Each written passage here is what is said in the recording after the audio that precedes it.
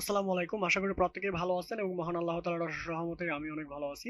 তো আজকে আমরা দেখার চেষ্টা করব একটা প্যান্টের ব্যাক পকেট কিভাবে জয়েন্ট করা হয় এবং অ্যাটাচিং সিস্টেমটা কি। আসলে সুইং মেশিন দ্বারা আমরা এগুলোকে মূলত সাধারণভাবে সুইং মেশিনই বলে থাকি। এগুলোর উপর দিয়ে ওভারলি যে প্রলেপের সেলাইগুলো থাকে সেগুলো কিভাবে করা হয় সেটাই দেখানোর চেষ্টা করতেছি। অবশ্যই এই মেশিনটা চালানোর জন্য আপনার পূর্ববর্তী অভিজ্ঞতার প্রয়োজন আছে এবং ফার্স্ট অফ অল আপনাকে গার্মেন্টস সেক্টরে আসার পর হেল্পার লেভেলে জব নিতে হবে।